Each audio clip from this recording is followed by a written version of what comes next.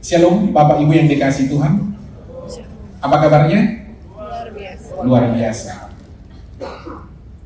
Bapak Ibu, tidak terasa kita sudah masuk minggu depan, hari Jumat. Kita sudah sama-sama beribadah untuk memperingati kematian Tuhan Yesus. Kita memasuki masa Paskah. Dan pada saat ini saya akan berbicara bagaimana kita menanggung penderitaan bagi sang raja, suffering for the king. Menanggung penderitaan merupakan bagian dari kehidupan manusia yang telah jatuh ke dalam dosa. Lalu Yesus Kristus sebagai raja memberikan prinsip hidup bagaimana kita bisa memikul salib, karena orang percaya itu tidak terluput atau tidak terbebas dari penderitaan. Dan kita tidak bisa menghindari penderitaan itu, tetapi harus dihadapi dengan penuh percaya. Seperti tadi nyanyian kita tadi, bagaimana hati seorang Hana yang bisa bertahan di tengah air mata. Ini sangat penting Bapak Ibu. Lalu menjadi pertanyaan adalah bagaimana sikap kita untuk menghadapi penderitaan. Sebelum saya lanjutkan, saya mengisahkan kisah saya secara pribadi. Pada tahun 91, 92, saya bekerja atau saya tinggal di rumah beliau adalah seorang pejabat dan juga seorang hamba Tuhan. Saya di rumah itu adalah sebagai PRT, pembantu rumah tangga, tetapi non gaji, tidak ada gaji. Saudara tahu, pekerjaan saya sehari-hari adalah mencuci pakaian, mengapel rumah, memandikan anjing, dan sekali-sekali juga ada dia pelihara burung tekukur. Burungnya juga harus dimandikan, dan juga ada seekor monyet yang dipelihara di depan rumahnya. Jadi itulah pekerjaan saya setiap hari. Selain itu juga untuk membersihkan atau mencuci dia punya mobil. Saudara, setiap paman saya ini pulang kerja setiap sore, dia selalu bertanya kepada saya seperti ini, Derman, sudah makan anjing atau belum? Karena anjingnya waktu itu banyak, ada 4 ekor dan besar-besar. Saya jawab, sudah paman. Besoknya hal yang sama, dia juga bertanya hal itu, Derman, anjing sudah makan atau belum? Dan setiap dia pulang, berulang-ulang hal yang sama ditanyakan kepada saya. Maka secara pribadi saya terusik. Maka saya bertanya balik kepada dia suatu sore, Paman, mengapa setiap paman pulang dari kantor bertanya sudah makan anjing atau belum? Mengapa paman tidak pernah bertanya apakah Derman sudah makan atau belum? Kemudian dia menjawab seperti ini, itulah kau Derman, katanya. Saya yakin dari tadi pagi sampai dengan sore ini kau sudah 2 atau 3 kali makan. Tetapi kalau anjing ini kau tidak kasih makan, maka digigitnya orang dan kita bisa kena denda. Saya pikir benar juga. Walaupun makan sedikit-sedikit, karena saya juga ikut masak, ikut juga belanja, sudah dicicipi itu.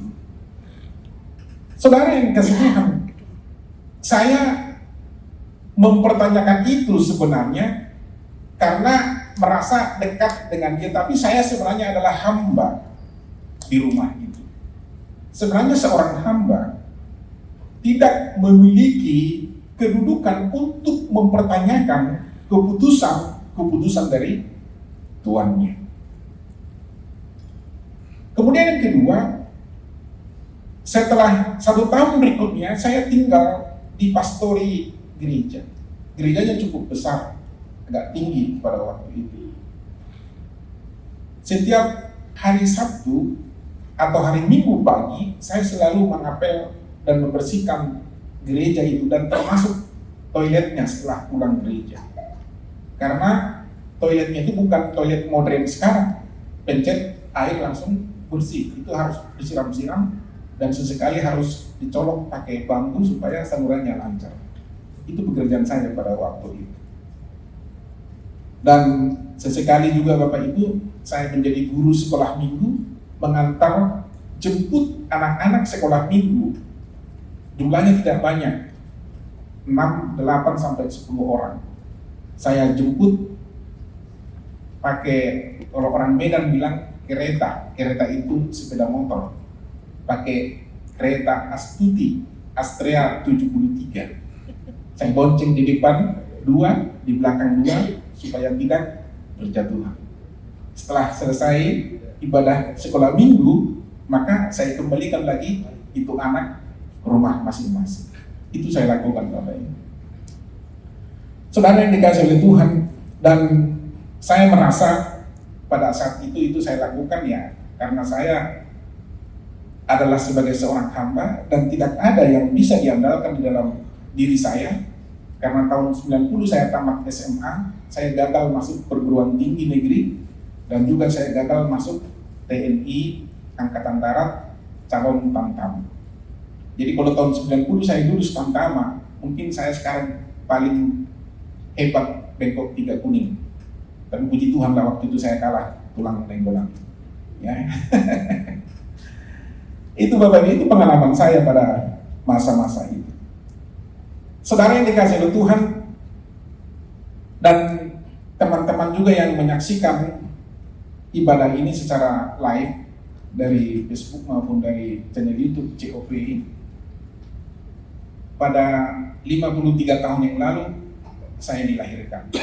2 minggu yang lalu saya sudah sampaikan di sini, dan puji Tuhan besok akan merayakan ulang tahun yang ke-53 atau ke-35. Saudara, saya juga tidak menduga bahwa hari ini saya akan dipercayakan oleh Bapak Gembala untuk menyampaikan khotbah. Karena saya pikir, karena 2 minggu yang lalu saya sudah khotbah, paling kalaupun disuruh khotbah mungkin pada bulan April yang akan datang. Pokoknya beliau, saya, Pak Derman, siap tanggal 24 ya? Ya namanya Gembala, siap Pak Gembala. Makanya saya berdiri lagi di tempat ini. Kita kembali kepada tema yang akan saya sampaikan, menanggung penderitaan bagi sang raja. 1 Petrus 2 ayat 18 sampai 21, demikian firman Tuhan. Penderitaan Kristus sebagai teladan. Hai kamu hamba-hamba, tunduklah dengan penuh ketaatan kepada Tuanmu, bukan saja kepada yang baik dan peramah, tetapi juga kepada yang bingis. Sebab adalah kasih karunia jika seorang karena sadar akan kehendak Allah menanggung penderitaan yang tidak harus ia tanggung. Sebab dapatkah disebut pujian jika kamu menderita pukulan karena kamu berbuat dosa? Tetapi jika kamu berbuat baik dan karena itu kamu harus menderita, maka itu adalah kasih karunia pada Allah. Sebab untuk itulah kamu dipanggil, karena Kristus pun telah menderita untuk kamu dan telah meninggalkan teladan bagimu, supaya kamu mengikuti jejaknya.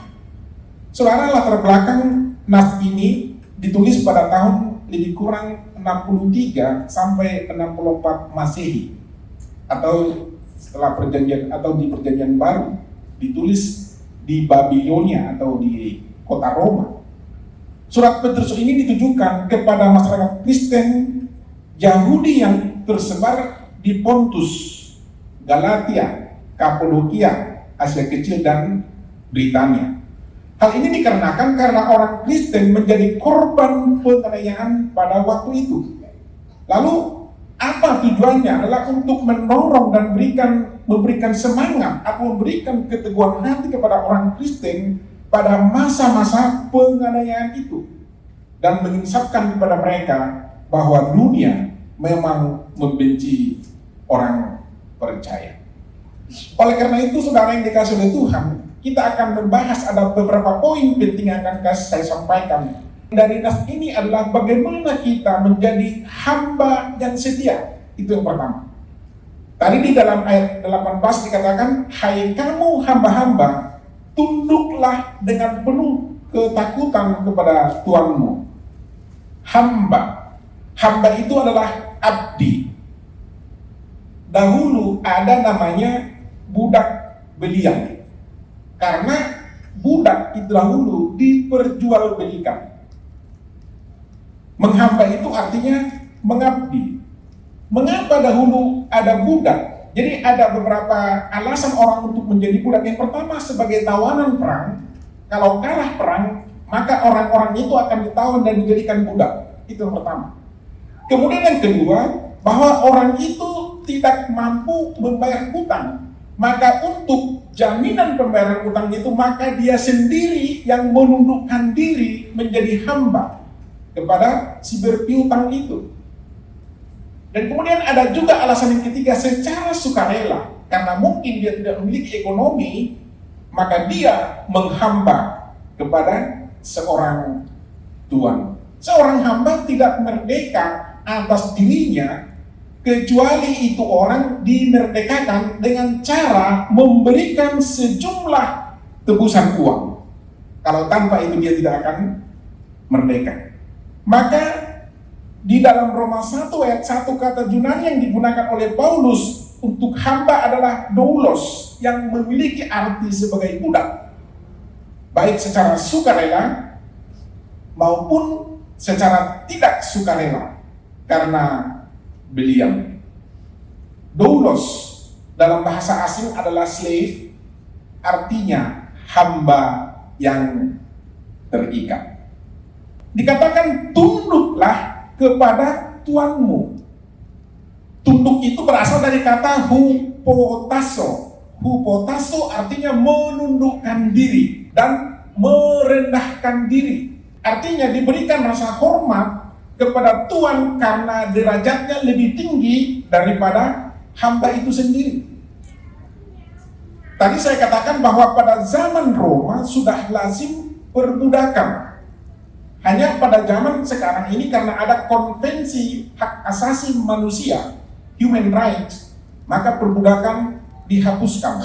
Tapi kalau pada zaman dahulu, perbudakan, penjajahan itu adalah alasan ekonomi, alasan pengusaha-pengusaha, pemilik-pemilik tanah, tuan takur pada waktu itu untuk mempertahankan hegemoni, kekuasaan, dan kekayaannya. Jadi, hubungan antara Tuhan dengan kita tadi digambarkan adalah sebagai hubungan antara tuan dan hamba.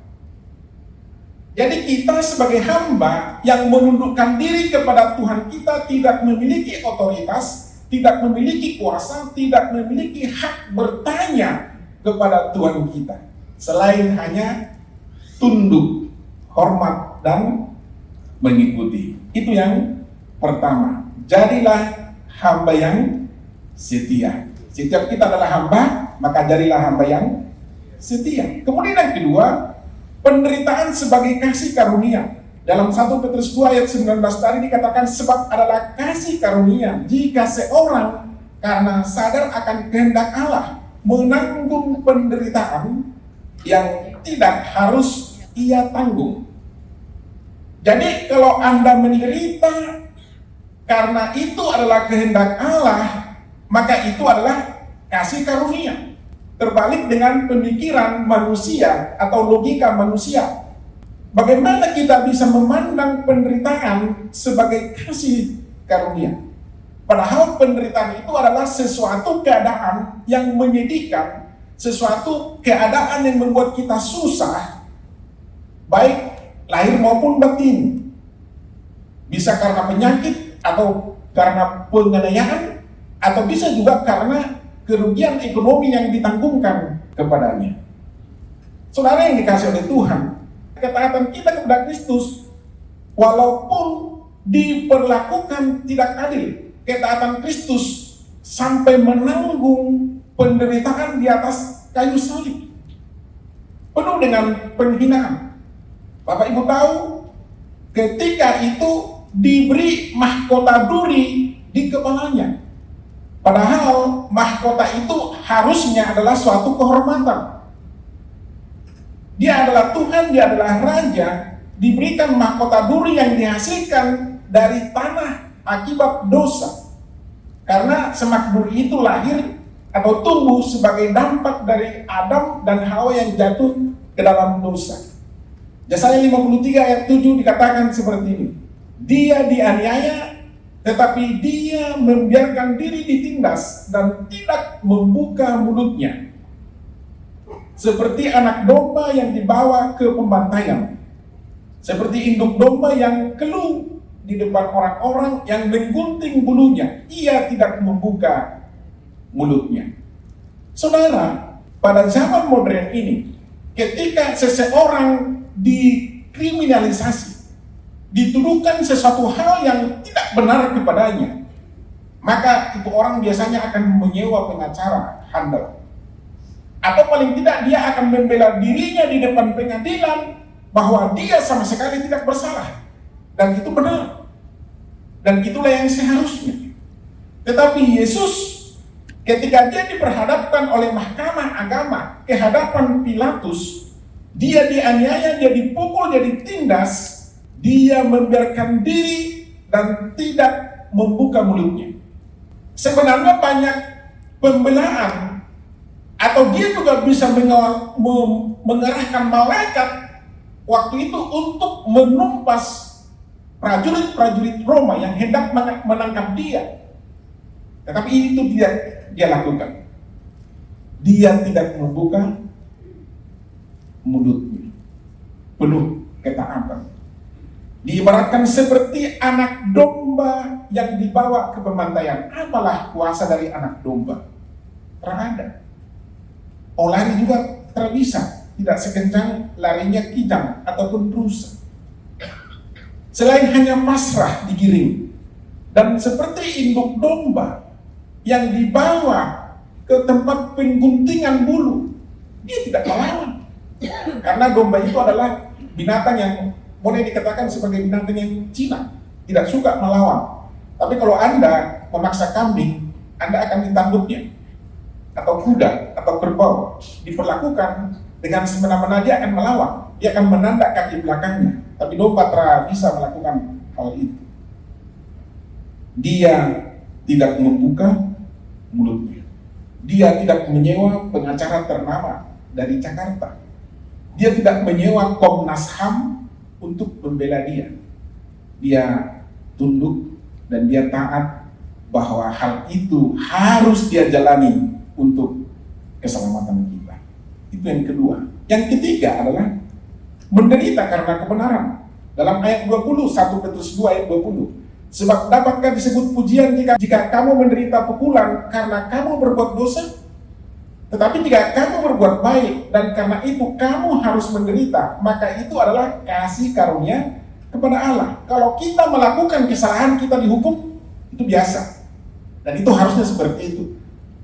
Tapi ketika Anda berbuat baik, lalu Anda menderita, maka disebut itu kasih karunia pada Allah.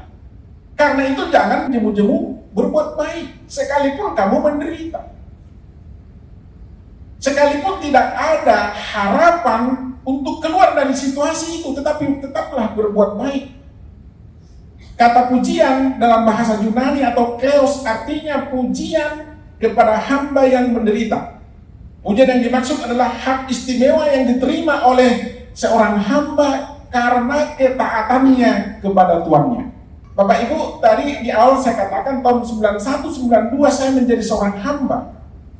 Selain melakukan pekerjaan-pekerjaan itu tadi, memelihara ternak dan mengambil rumah, mencuci pakaian, menyetrika pakaian, saya juga pada malam hari harus memijat badan tuan saya.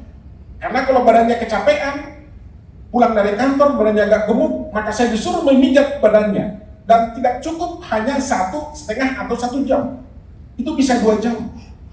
Terkadang saya pijat dia punya badan, dia sudah tertidur. Dan saya pun kecapean tertidur juga. Tapi ketika dia terbangun, maka dia akan memarahi saya. Duluan pula kau tidur dari saya, katanya. Padahal dia sudah keenakan dipijit badannya. Mengapa bisa seperti itu? Karena itu tadi hubungan antara tuan dan hamba. Dan itu tidak seberapa penderitaan seperti itu, apalagi pada waktu itu kita kan masih muda sekali. Belum seperti sekarang. Kalau sekarang sudah agak lanjut usia, mungkin bisa dikatakan sebagai penderitaan. Saudara, menderita karena kebenaran.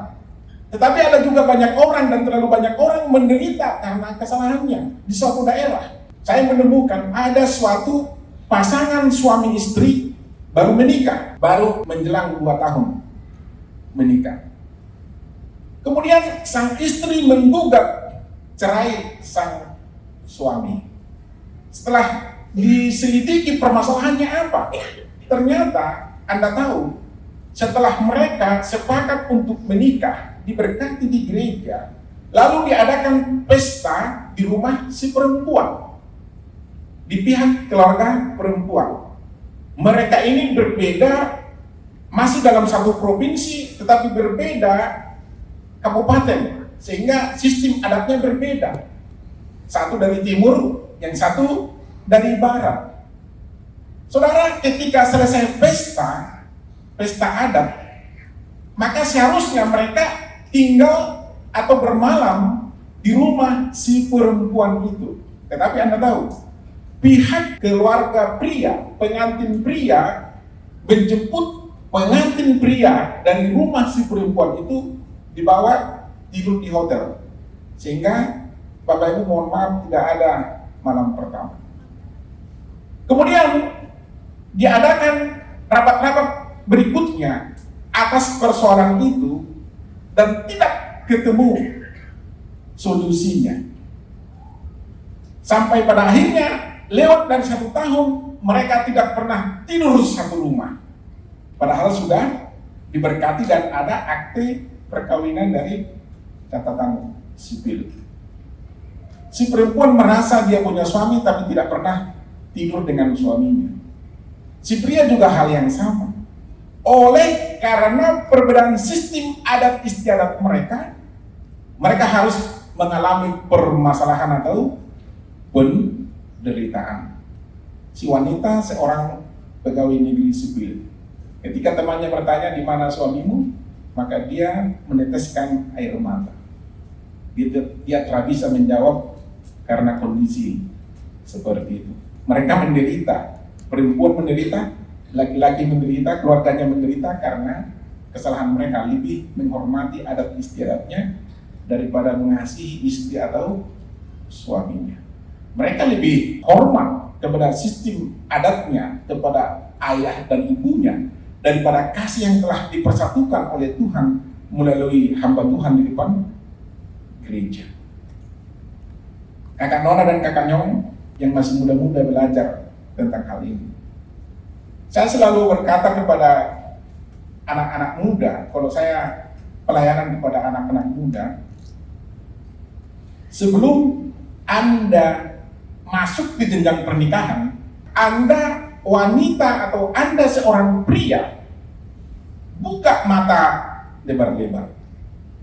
Kenalilah si laki-laki ini, anak muda ini, bibit bobot bebeknya. Siapa ayahnya, siapa ibunya, siapa adiknya, siapa tulangnya, tokonya, pamannya, siapa oma-opanya, selami dia, apa pekerjaannya. Buka mata lebar-lebar. Tetapi ketika Anda sudah menetapkan diri masuk ke jenjang pernikahan, maka sebaliknya adalah yang kedua. Kalau sudah menikah, tutup mata rapat-rapat. Karena mungkin waktu masih pacaran Anda tidak tahu bahwa suamimu ini kalau tidur dia mendengkur seperti saya. Kalau dia tidur mendengkur, maka tutup mata rapat-rapat, tutuplah telinga rapat-rapat. Jangan katakan kepada dia, sekiranya bang, aku tahu dulu kamu tidur mendengkur, aku tidak mau sama kamu. Oh, tidak bisa lagi, sudah telat. Saudara, saya juga dengan istri ini, kami ada dua perbedaan yang sangat prinsip. Kalau tidur, ini bukan rahasia gitu maknya. Kalau tidur saya dengan dia ini orangnya pakai AC itu 16. Itu berembun, kaca itu sudah berembun seperti kita di Gunung Hermon. Dinginnya minta ampun. Tapi kalau saya tidur paling 22-23. Kalau saya naikkan suhu AC sampai 23, maka dia akan marah. Maka solusinya adalah saya tidak menaikkan suhu AC itu, biar aja dia tidur, ya saya ambil selimut lapis 2, ya, pakai baju panas, ya sudah, tidur seperti itu, nikmati saja. Amin. Jadi tutup mata rapat-rapat. Jangan kamu bertengkar dengan istri atau suamimu karena perbedaan-perbedaan itu. Karena perbedaan itulah kekayaan yang Tuhan berikan kepada kamu. Jangan karena seorang laki-laki dan seorang pria menikah, itu ada dua pribadi yang berbeda, bukan hanya dua. Karena pihak mertua juga harus dihadapi. Pihak mertua dari perempuan, pihak mertua dari laki-laki, saudara-saudaranya juga, adik iparnya, kakak iparnya, semua dihadapi. Jadi banyak sekali yang dihadapi. Jadi jangan menderita karena hal-hal seperti itu. Amin. Ya, kalau Anda datang ke pengadilan, Pak Mawan, saya mau menggugat cerai ini, loh kenapa? Karena saya tidak cocok dengan mertua, saya tidak cocok dengan adik ipar, dengan kakak ipar. Oh, itu Anda sudah menderita karena kesalahan sendiri. Tapi harusnya menderita karena kebenaran. Orang percaya tidak hanya dipanggil untuk menikmati berkat dan kemuliaan Tuhan, tetapi dipanggil juga untuk menderita. Sebagai orang percaya harus ikut menderita karena Kristus telah meninggalkan teladan kepada kita. Alkitab menuliskan kata mengikuti dalam bahasa Yunani adalah epakolotesete, harus mengikuti dan melakukan dengan sungguh-sungguh meskipun belum ada kepastian. Seperti Abraham, ketika Tuhan memanggil Abram yang kemudian namanya menjadi Abraham dari tanah Ur Kasdim atau dari tanah Babilonia, Tuhan berkata kepada dia, pergilah ke tanah yang akan kutunjukkan kepadamu. Akan kutunjukkan kepadamu. Waktu itu tidak ada GPS. Waktu itu belum ada petunjuk-petunjuk jalan. Kalau kita pergi ke Sarmi, sudah ada petunjuk jalan. Sarmi lebih kurang misalnya 300 km ke arah sana.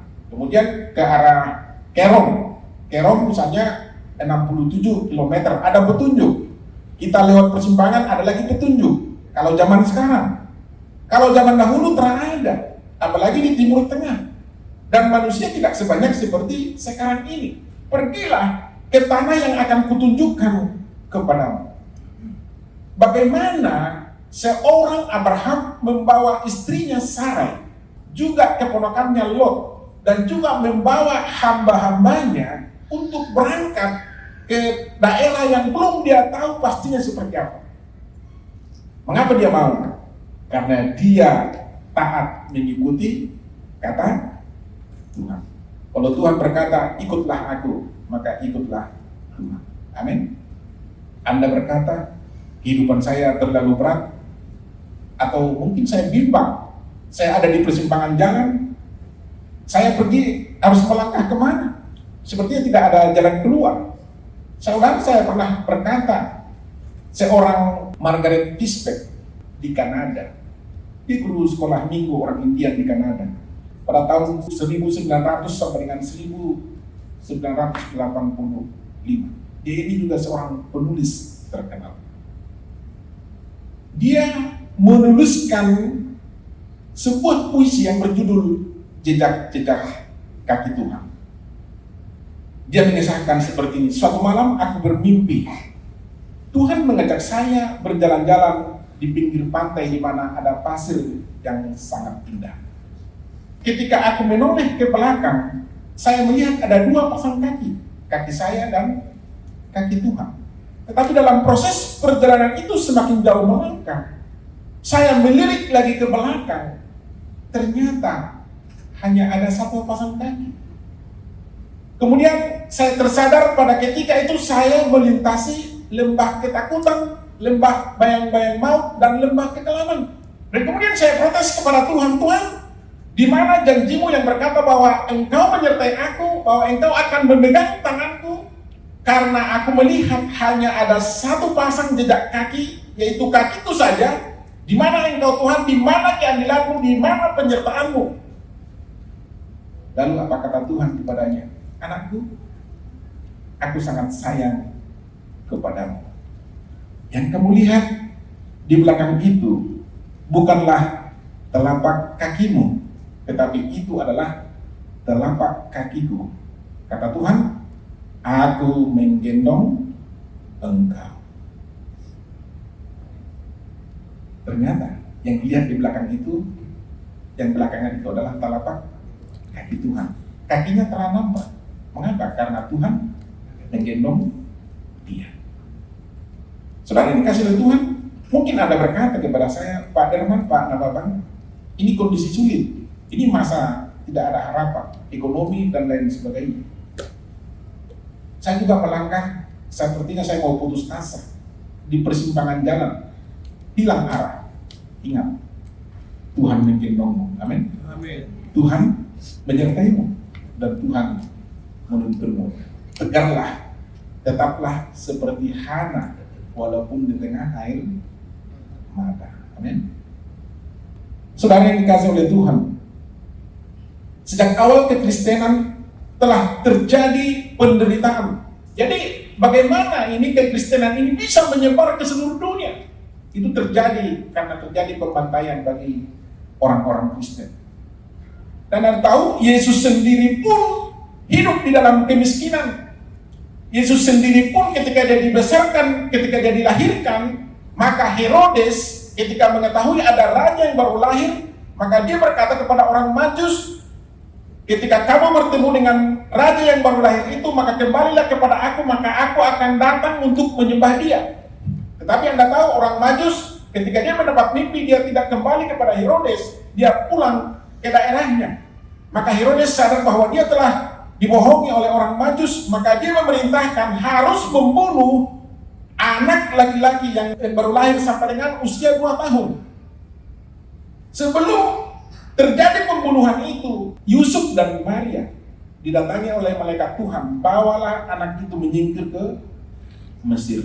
Anda tahu, Yusuf, Maria, dan bayi Yesus harus menyingkir di Mesir. Sampai pada akhirnya Herodes mati, maka mereka kembali tinggal di mana? Di Nazaret. Maka Yesus disebut sebagai orang Nazaret. Maka tulisan dalam salib itu adalah INRI, Yesus Nazaret, raja orang Yahudi, karena dia orang Nazaret. Tetapi di Nazaret pun, di kampung halamannya pun, Yesus ditolak. Yesus tertolak di kampung halamannya. Yesus ditolak oleh kaum keluarganya di kampung itu, maupun bangsanya sendiri. Yesus berkata, dia tidak memiliki tempat penginapan untuk meletakkan kepalanya. Burung memiliki sarang dan serigala mempunyai liang, tetapi anak manusia tidak mempunyai tempat untuk meletakkan kepalanya. Dia harus berpindah dari satu tempat ke tempat lain, penuh dengan penderitaan. Dan setelah Yesus mati, bangkit dan naik ke surga, Anda tahu, murid-muridnya Petrus, Paulus, pemberita Injil, mendekam di dalam penjara. Dan Yohanes harus diasingkan di pulau Patmos.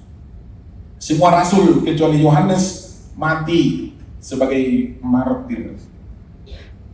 Orang Kristen juga secara umum harus menghadapi dan banyak menghadapi aniaya. Tetapi Anda tahu, pada saat itulah kekristenan tumbuh subur sampai dengan sekarang miliaran jumlah anak-anak Tuhan.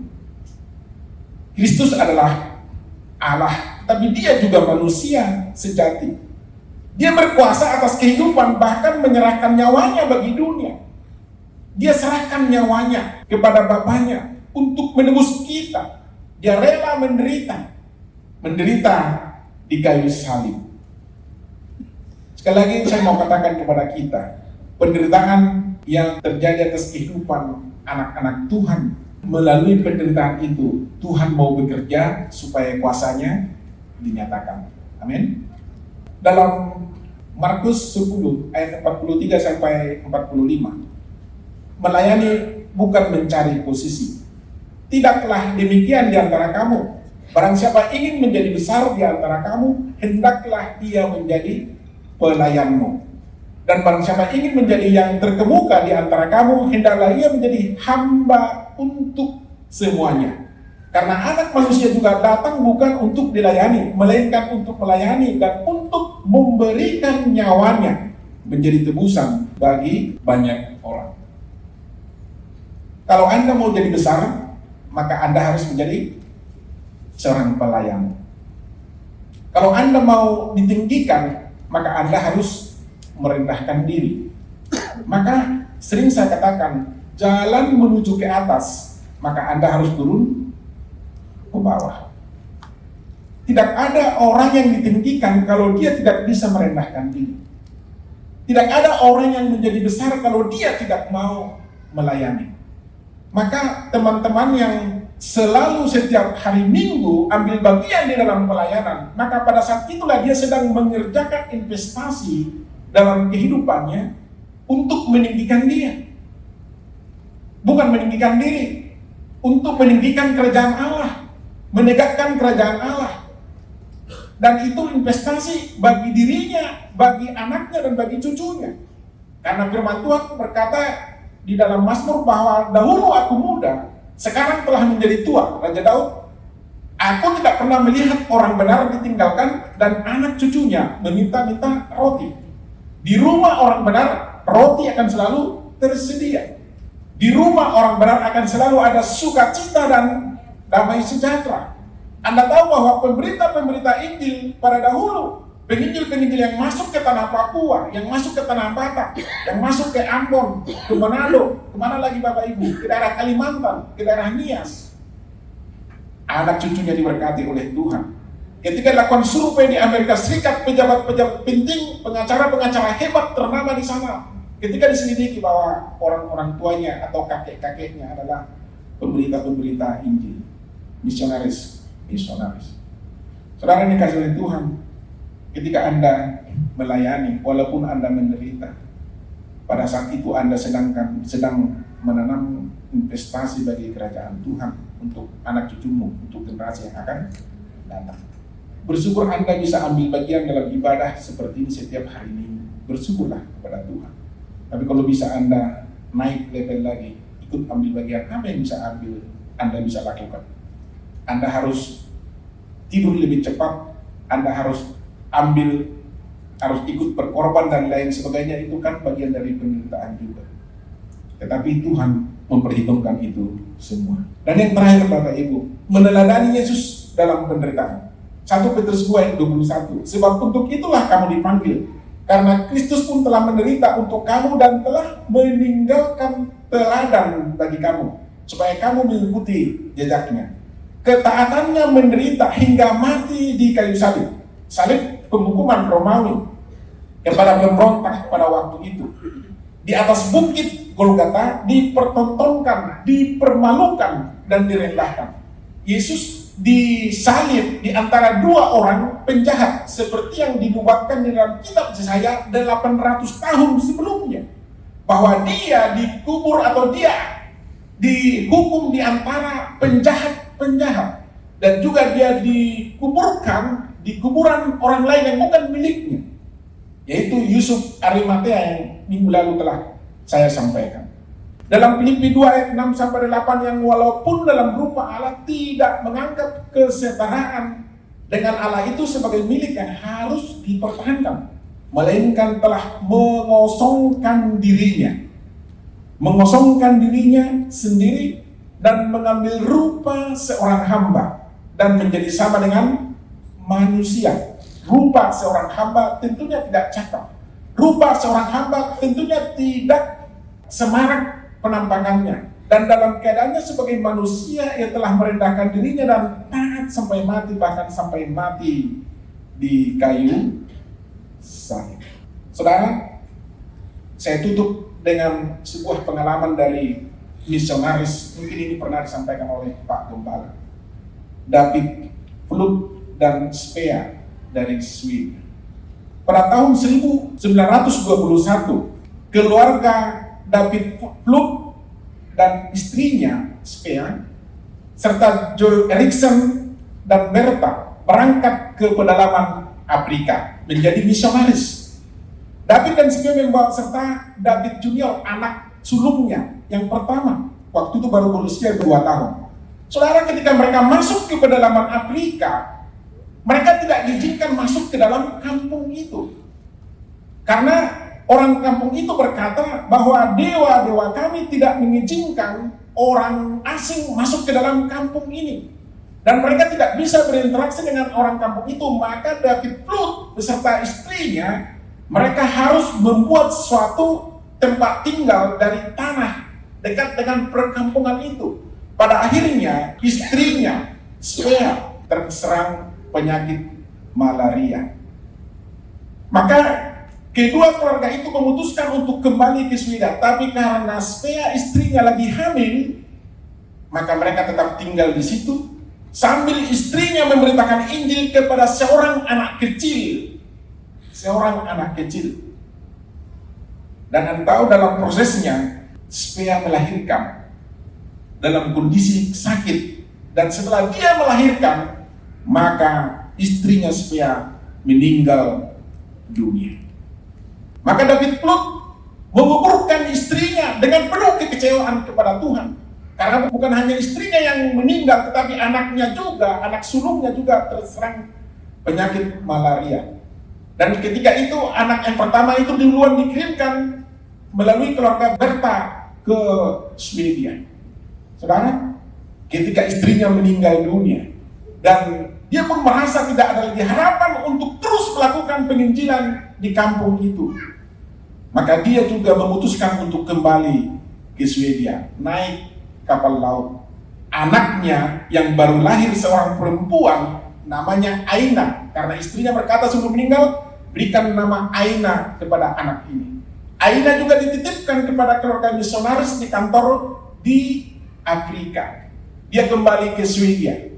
Di Swedia, Bapak Ibu, David Plut menikah lagi dan lahir 3 orang anaknya lagi di sana. Tapi dia hidup dalam kepahitan.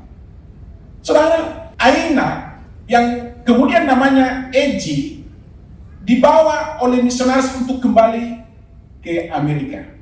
Di sana dia dibesarkan dan kemudian dia menikah dengan seorang presiden dari sekolah Alkitab ternama di Amerika.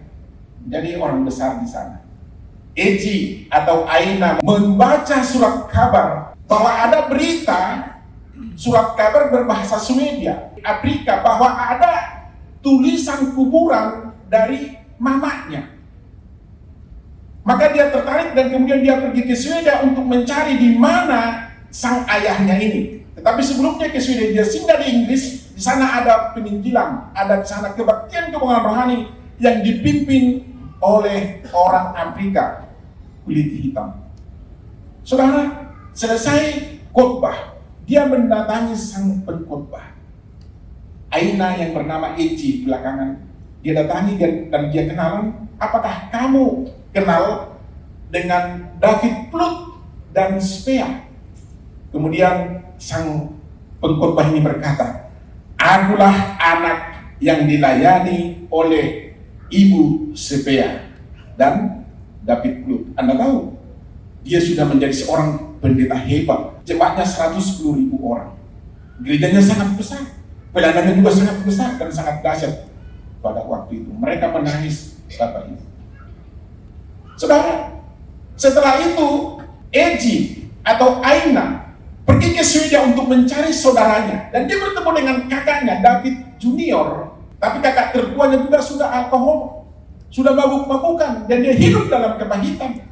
Dan dia berkata tidak ada kasih Tuhan dan lain sebagainya, Bapak Ibu. Tetapi setelah dia bertemu dengan kakaknya ini dan kemudian dia ceritakan bahwa akulah adikmu yang dulu ditinggalkan waktu di Afrika, maka mereka sepakat menemui ayahnya. Ketika mereka bertemu dengan ayahnya Bapak Ibu sakit-sakitan, dan ruangan dalam rumah itu berbau alkohol, mabuk-mabukan. Mengapa? Dia kepahitan kepada Tuhan. Dia protes kepada Tuhan, tidak ada keadilan. Dia sudah menderita, istrinya yang cantik, yang pintar, meninggal karena malaria. Dan anaknya harus ditinggal di sana. Kemudian Eji memeluk ayahnya. Dia berkata, Tuhan tidak membuang saya. Dan kemudian David perlu cerita, aku sebenarnya tidak membuang kamu, tetapi tidak ada lagi jalan yang bisa aku lakukan selain meninggalkan kamu di Afrika pada waktu itu. Saudara yang kasih Tuhan, Eji cerita bahwa buah penginjilan yang dilakukan oleh ayah dan almarhum ibunya, sekarang sudah ratusan ribu orang Afrika bertobat dan datang kepada Tuhan. Anda tahu? Bapaknya menangis dan dia minta ampun kepada Tuhan. Yang mau saya sampaikan adalah, terkadang kita merasa yang kita lakukan tidak dihargai oleh Tuhan. Terkadang kita kecewa kepada Tuhan. Tuhan, aku sudah melakukan yang terbaik. Aku sudah melayani. Aku sudah melakukan ini, tapi sepertinya kehidupan saya terbaik-baik. Adik-adik saya, keluarga saya, anak-anak saya terbaik-baik.